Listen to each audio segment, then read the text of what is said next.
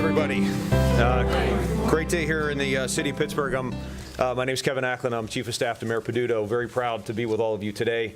But we've been with you throughout this fight, and you've been with us. And so today's an opportunity that the mayor wanted to take advantage of to stand with all of you and to call attention to the fact that this economy in the city of Pittsburgh, as it continues to grow, is an economy that we want everybody to share in. And so Pittsburgh, for the first time in many decades, under this mayor's leadership, is starting to do some great things. And his vision for this city is to make sure that all of you have the opportunity to grow with that economy. So before I do turn it over to the mayor, very proud to recite an executive order that the mayor signed this morning.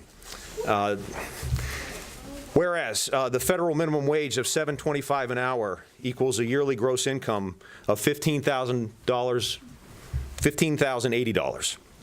Not nearly enough for a full-time worker to live without public assistance, yet alone raise a family or own a home. And whereas employers who pay their workers the federal minimum wage rely on the taxpayers to subsidize their businesses by providing workers with subsidized housing, food, and transportation. And whereas approximately 30% of all adults employed in hourly wage jobs in the United States are near minimum wage workers. And whereas, contrary to what some may think, the average age of a near minimum wage worker is 35 years old. They're more likely to be women, and nearly a third have children. And whereas the worsening economic inequality in America is making it harder for people who put in an honest day's work to get ahead, and nobody who works 40 hours a week should have to live in poverty. And whereas one remedy for this worsening inequality and to restore the American dream, that is that if you put in an honest, hard day's work, you can build a better life for you and your family, is to demand wage increases for the lowest paid workers among us. And now, therefore, by the power vested in the mayor of the city of Pittsburgh, Mayor Peduto hereby orders as follows. The city of Pittsburgh shall pay its full-time employees a minimum hourly wage of no less than $15 an hour.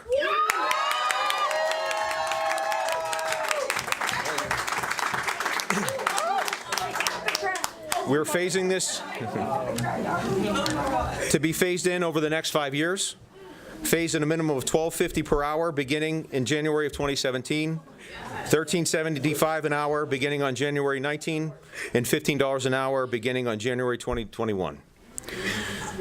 The Director of Finance shall prepare legislation to be submitted to City Council next year to propose an ordinance requiring that those who contract with the City of Pittsburgh shall comply with those minimum wage commitments as an explicit condition in all of our city contracts, that they shall certify in writing through all bids and contracts that they pay their full-time employees at least those minimum wage commitments, and further specifying appropriate penalties for violations of such ordinance. That these minimum wage commitments shall be phased in the city's budget in accordance with state law and the requirements of the city's Act 47 recovery plan, beginning with the 2017 budget. And that the Director of the Office of Management and Budget shall issue policies by December 31st, 2016 that detail the manner and procedure for implementing this order. So without further ado, I present to you the man who put this together today, Mayor Bill Peduto.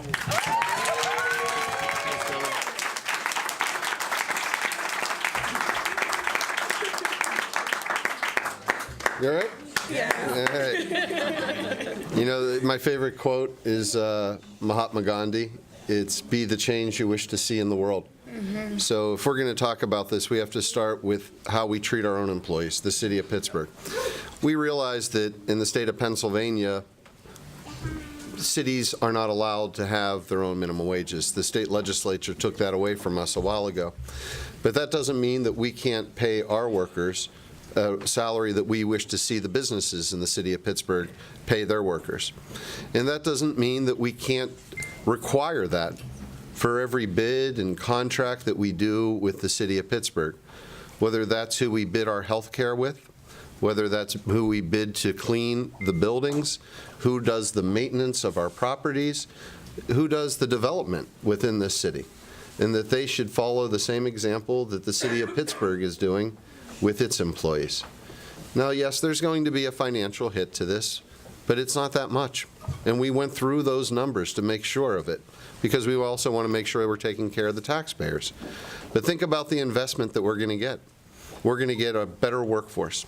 We're going to get a workforce that's more dedicated to doing the job.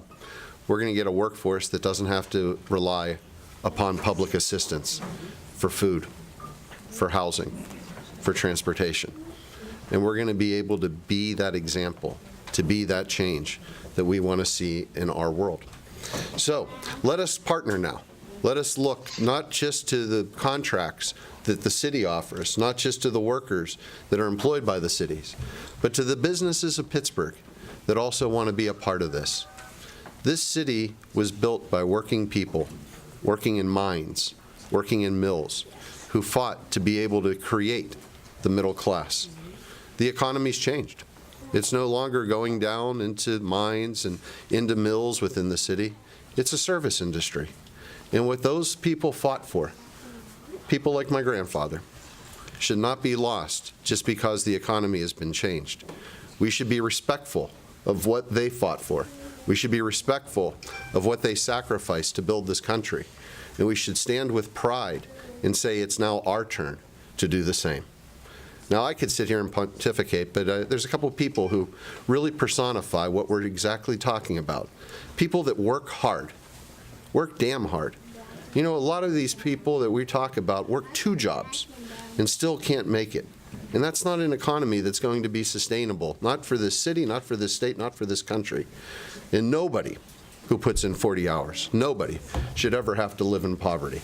So let me introduce a couple of folks who can actually tell you what it's like, because they live it every minute of their lives. 2 workers who are here with us. Ashana Osborne, a worker at McDonald's.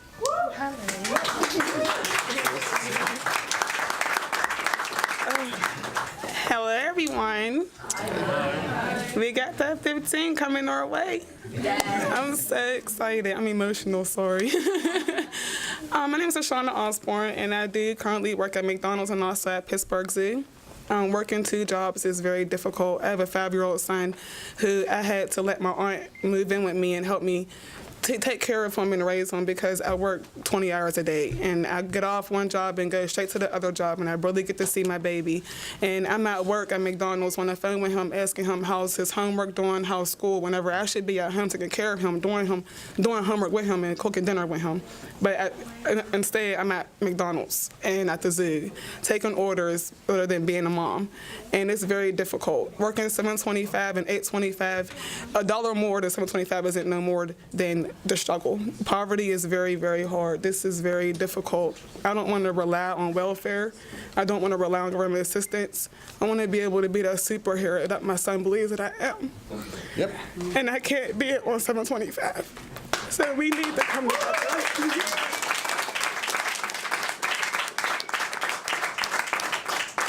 We need to unite and keep this up, because we are winning. We are breaking down barriers and walls, and we are stronger than the first day that we hit our strike in 2012.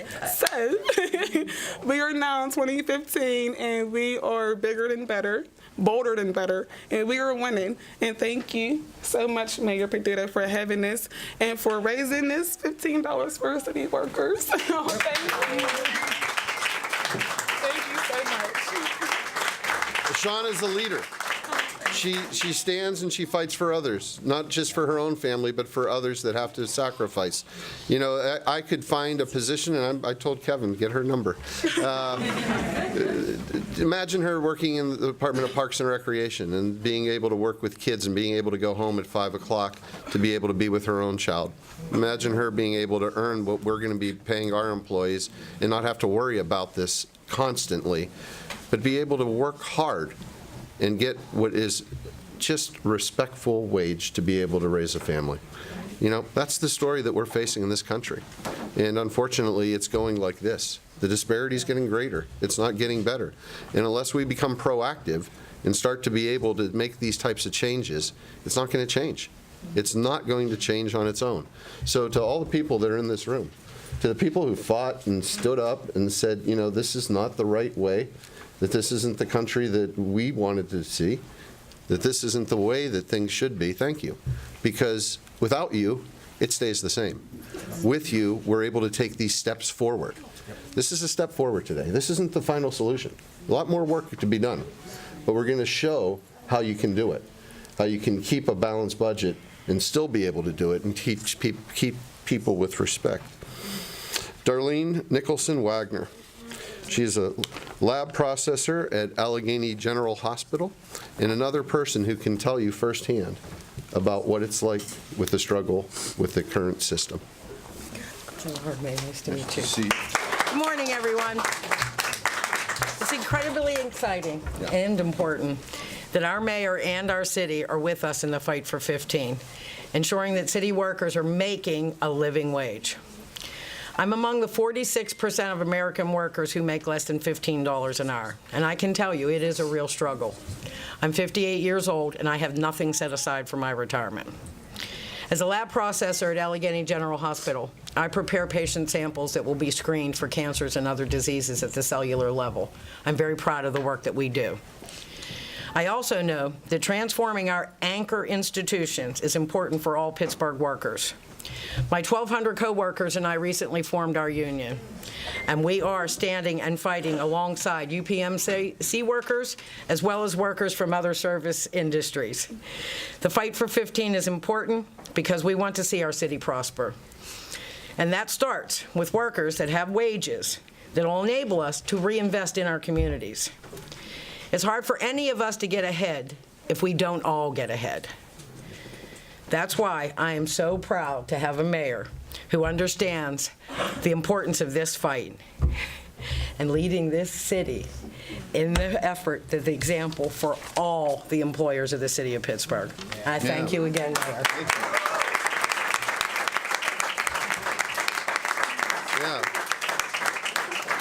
We have that opportunity during this next year to show that we can do this. Yes. And to show to businesses around the city that will support the businesses that follow this example. And doing that requires that everyone in this room stay organized in that way. The businesses that are willing to follow the example and to sign on to the pledge with us are the ones where we should shop at, the restaurants we should go to, the businesses that we should utilize, the ones that are investing in the most important part of every one of our neighborhoods. It's people. Doing that will require coordinated effort. Fortunately, we've had somebody running that program for a number of years now, Barney Orsler. And I wanted to take a moment, Barney, for you to basically summarize not only what's happening today, but what will happen tomorrow.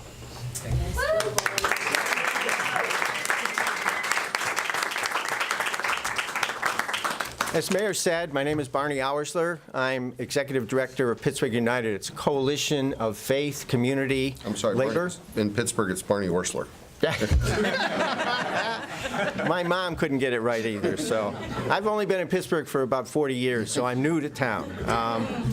But we have a really important movement going in our community, and the Fight for 15 nationally is really something that has given all of the organizations that are about working people, about using our economic development to make better communities for all of our city, a real opportunity to stand up and join a national movement. I believe today that our mayor has really set a standard for mayors across this country. In many, many communities, it's taken a long fight. We had a living wage campaign back when the mayor was chief of staff for a city councilman 20 years ago to try to raise the living wage. Well, instead of having to fight a mayor, and we've got a leader in Mayor Peduto who's now doing that for all of us, and calling on the rest of the community to respond to that. The business community really has a responsibility here. What the mayor is arguing is that you reinvest in workers, and that comes back in a tax-based growth. It comes back in less demand for government taxation to provide human services that aren't coming through a wage that workers earn. So we are very excited The mayor has made very clear that he understands that we have a new economy. I used to be a steel worker, and I spent almost 30 years helping workers that had good jobs and lost them try to remake their lives. Well, the mayor has pointed out we have a meds and eds economy in our community. The government is an important part of that, and he's shown the leadership today. The rest of the meds and eds economy needs to follow. So I just would finish by saying that it's exciting being in Pittsburgh. It's exciting that Pittsburgh today is joining communities around the country. More than 200, I believe, are out in the streets today as the fast food workers once again lead us out into the streets. But it's all about the ATI workers that the steel workers represent, who are fighting to hang on to those middle-class jobs. It's about grocery store workers that the UFCW represents. It's about having folks that are in the restaurant industry that Rock is trying to keep going. Fight for Pittsburgh, Pittsburgh Fight Back, Fight for 15. We have folks here from the casino workers with Unite Here, the AFT adjunct professors, PIN, the janitors and security workers of BJ. We're all in this together. None of us are going to win until we all win, and we have a leader in our mayor. Thank you. Thanks, Marty. You made a good point, too, and that is how this is all interrelated. What happens to that family once they're able to have a wage that is sustaining?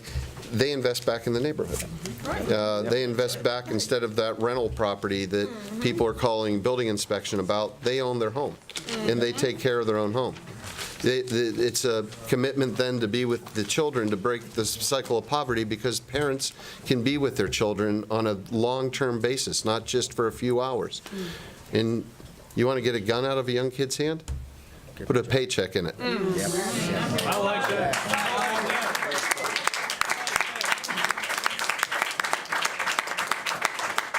What we're doing today is a small step, but we're going right to the root of the problem. And we're finding a way to be able to say, this is the way you address the problem. And this is the type of change we want to see. And we're going to lead as a city to be a part of that change.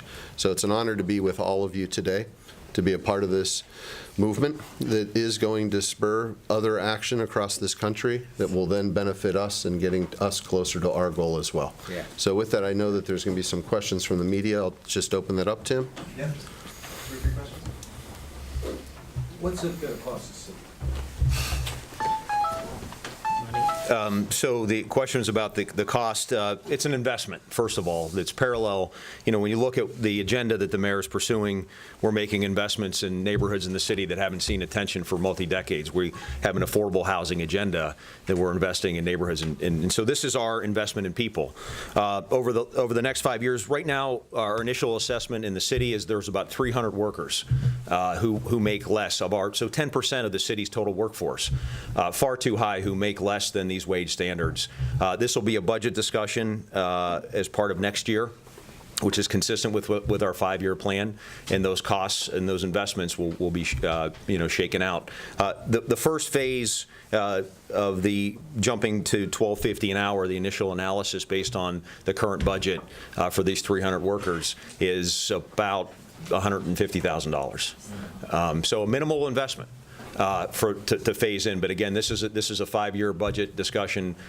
In terms of the legislation that will be forthcoming, which has a bigger economic impact that would bind city contractors to the same investment in people that the mayor has taken for our own city workers, that'll be handled next year. And then ultimately, over the 5-year period, as the phase-in gets to 15, we'll complete the investment. So. Again, this is a parallel to other investments that we're already making in neighborhoods, and now we're investing in people. And as the mayor mentioned, looking for the rest of this community to sign on to this pledge to carry it forward. Yes. Kevin, are all those employees, the 300 employees, are they all non-union? I can get you that answer. I believe that's the case. Anything else? What sorts of jobs do those people hold? We can get you the full analysis of the current snapshot of the city workers that fall below that standard. My sense is that it's a cross-cutting scenario. When will this start? Who? January 27th. Yes, so this is, the plan is, this is a budget process for next year. Again, today, we've articulated the vision over the next 5 years to bring the city workforce up to a minimum wage of $15 an hour. And so, again, we've already started the analysis of it, but this will be for the 2017 budget. All right, thanks, everybody.